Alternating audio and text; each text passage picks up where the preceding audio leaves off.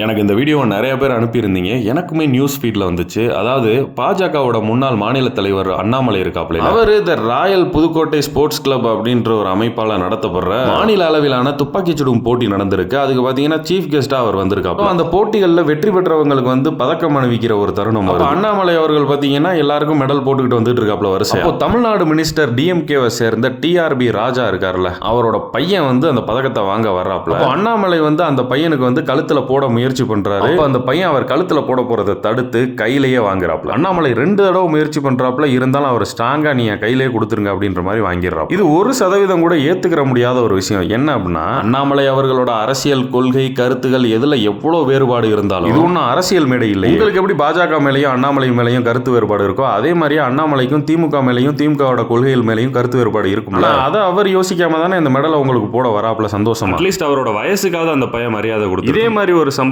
10-12 நாளைக்கு முன்னாடியும் நடந்துச்சு. எனக்குமே அண்ணாமலையோட கருத்து கொள்கை அவரோட கட்சி மேல எவ்வளவோ கருத்து வேறுபாடு இருந்தாலும் அதை தாண்டி பர்சனலா எடுத்துக்கிட்டு ஒரு தனி மனிதனா அவரை வெறுக்கணும்னு அவசியம் இல்லை.